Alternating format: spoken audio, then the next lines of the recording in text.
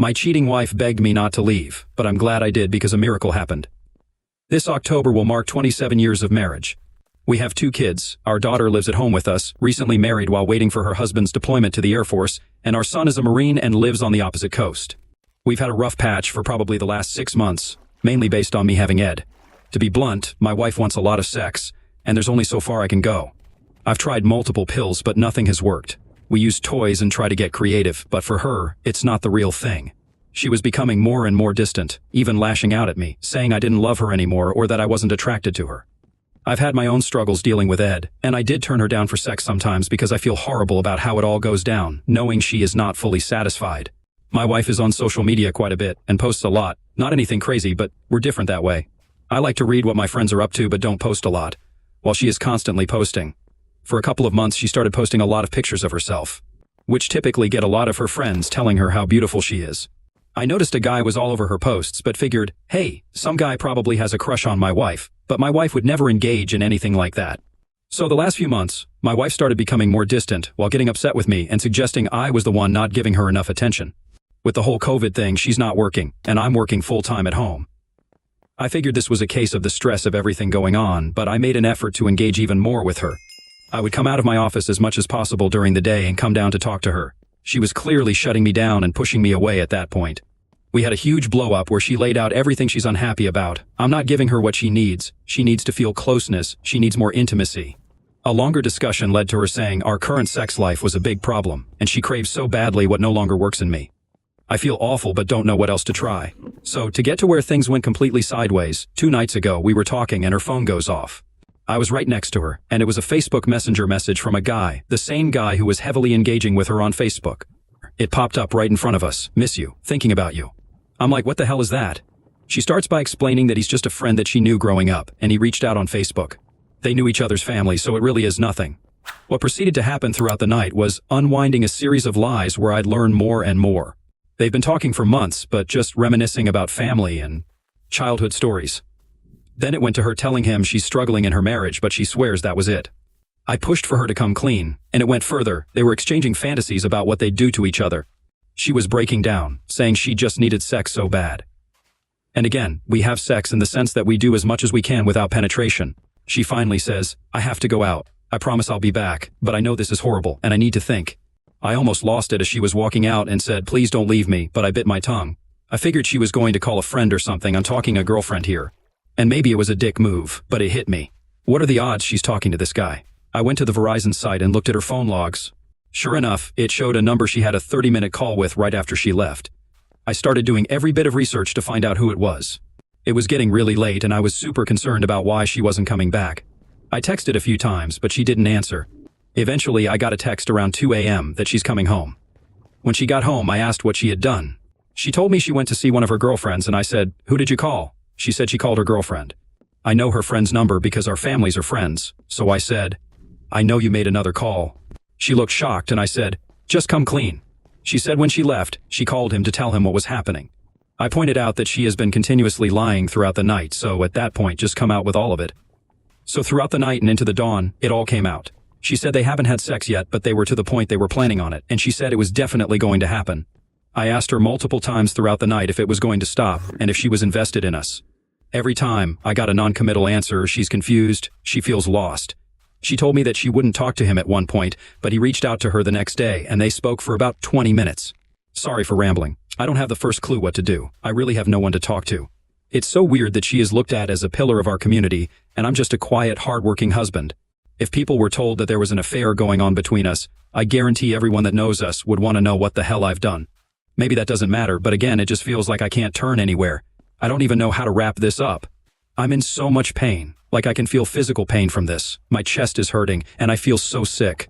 If you read this far, thank you. I don't know what to do. I'm sorry, OP. I feel like the fact that she was posting pictures on her social media was because she was already talking to this guy. I think. Ed is never a cause for anyone to stray away from their relationship and look for some sort of validation elsewhere. This isn't on you. It seems as though she's attacking your masculinity, which definitely isn't something you need in a scenario like this. In fact, it more than likely makes it worse on you physically. Additionally, by the sounds of it, it's due to your wife's own ego and insecurities.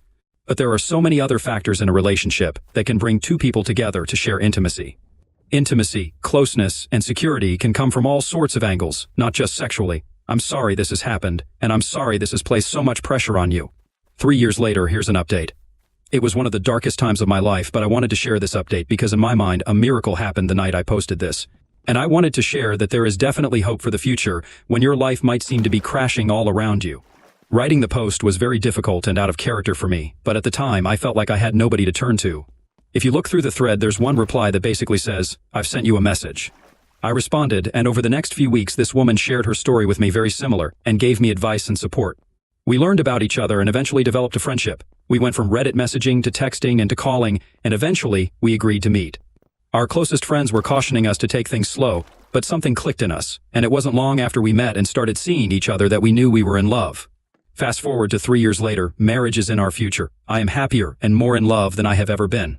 It's not lost on us that we both shared a horrible experience in infidelity. It's admittedly something that bonded us together, but that's also increased our communication abilities. As we know, we are two people with emotional scars. The love and safety that I feel with this woman is immeasurable, so I'm sharing this today because it's been 3 years. You can and will get through your hardships. There is happiness and love out there. The best advice I got going through it was to work on myself, eat right, exercise, and practice self-care. Work on yourself to become better. Don't worry about everything else, and happiness and joy will find you. Don't give up. Keep pressing forward, and there are good things to come in your life. Let's see some community comments. FluidBidge8126 says, "Sometimes you need to just meet the right person, and Ed? What's that? I'm glad Reddit came to the rescue." Obviously, the little fellow was protesting. "What happened to your wife?" The up replies, "My ex-wife pretty much got dumped after meeting up with her guy. She's had a couple of boyfriends since. She hasn't learned anything since we divorced, and she's buzzing through money. My grown-up kids have told me they are already talking about what they'll have to do with mom once she runs out of money. I've pretty much cut her out of my life." The Mockingbird asks, "Did the self-care help out with the ED, or do you attribute that to the healthier relationship?" I'm glad you moved on, especially with how long your marriage was at the time. It's pretty inspirational. I hope the kids like the new wife. OP replies, "The self-care certainly helped. I'm much better, but I still have good days and bad days. But the biggest difference in all of it is being with a partner who specifically told me, 'You're safe with me, we're in this together.' And she has been true to her word. A healthy relationship certainly makes a difference." What a beautiful turnout. All it takes is someone to accept us just as we are. I'm so glad you both have each other, OP. Wishing you both well. What are your thoughts? Next up, we should never blame ourselves. My husband cheated for 3 months and is asking for separation. What's next? I'm a working mom, 40 Fahrenheit, with 2 children, 8 Fahrenheit and 4 millions. My 41M husband just told me yesterday he cheated on me last year for 3 months. I'm now quite shell-shocked. We've been together since I was 23, that's 17 years of a relationship, out of which we've been married for 10. When asked why, he said he could not find the emotional connection with me now, and plus, the lady he cheated on me with is pretty hot. I admit I have let myself go with parenting and trying to maintain the household. When asked if he still loves me, he said no, and that he felt immense guilt. Hence, he's letting me know 4 months after he ended that relationship. He also said he felt trapped, and that our relationship has evolved into one where we only focus on the kids. The thing is, he is always facing his computer screen, even when I'm in the same room as him. With that, I thought I was giving him space. I'm just done now. I've always been his biggest supporter. When he told me at the end of last year that he's in debt for $50,000, after lashing out at him for not sharing and always keeping to himself, I took out almost all of my savings to help him. I'm the type of wife who gives him a lot of space and never questions his whereabouts, as I trusted him. He dropped the ball on picking the kids up and doing household chores to focus on his new business, and I picked up the slack despite working full-time myself. I parent our 2 happy kids to the best of my abilities, and he just said he felt trapped. Now he's asking for separation. He will go look for a lawyer. So what should I do next? Update: thank you everyone for their support and advice. I'm hesitating to be too harsh on him, as he has been a pretty hands-on father with the 2 of them. His debt was due to the loans he took out for his studies. I have at least stopped some monthly transfers meant for savings and investments for the children's future studies to give myself some liquidity. Today is a public holiday in lieu, so likely no lawyer is working, but I have emailed one to get a consultation for my options. My 2 kids were also sick. The younger one had a fever since Friday. The husband broke the news he had cheated on Saturday night, and everything is just overwhelming. I did not cry much on Friday night, but yesterday and today, I have been crying. Not many people to talk to because most of my friends were never divorced. Please don't mind me posting here now and again. I think you have to protect yourself financially, OP. It seems you've provided a lot to him and dug him out of some big holes. That kindness isn't often rewarded when going through a divorce. I think if your ex is willing to cheat on you without telling you, he's capable of much worse. You need to set yourself and your kids up for success. It gets tough, but I will get tougher. For context, my soon-to-be ex broke the news that he cheated last year 2 days before. We are now on day 3. My 2 kids are still sick. I broke the news gently to my older child yesterday, and she cried. She wanted us to stay on as a family of 4, but this is something I cannot give her, and I feel like I have disappointed her. She seemed okay today, easily frustrated with her online second language homework, but that is to be understood. I'm giving her lots of hugs today while I work from home. My younger one, 3 years old, turning 4 by the end of the year, is a different case altogether. I did not tell him anything yet. I don't think he will understand. But he woke up at 6 a.m. today, had stomach pain, vomited water on his whole bed, and was super clingy today. He insisted on sitting on my lap the whole morning while I was working. Any attempt to peel him off and leave the study room, he melted down. I cried when he cried, had to tell him Mommy is not going anywhere. I was hanging laundry earlier and looked down 15 stories. I had to tell myself I have 2 kids who depend on me. I am tough, and I will get over this. Please tell me this will get easier. Update, we had a third talk. Apparently he wants the separation to cool off, and he recognizes the need for him to look for a psychiatrist. He also asked for us to keep each other updated on our individual therapy progress so that we can go for couples counseling. I don't know about that. I'm kind of going into rage mode and preparing for the worst. Luckily, by the time he is ready, the boat will have already sailed. This would be fun to unpack in front of a psychiatrist. Separation papers to sign this Friday. However, I will keep the peace just for the kids. Update, life still goes on post-separation. Well, it is day 2 post-signing the separation papers. Wayward husband moved out of the house, and life still went on for me and the children. I do have to wake them up slightly earlier to get them to school on time, but the children have been cooperating and have been relatively obedient with small squabbles. I can still cook dinner for them. I can still work and earn income. I can still do my role as a mother. I did not cry in front of him when we went to close a joint account and sign the papers. I kept my chin up high.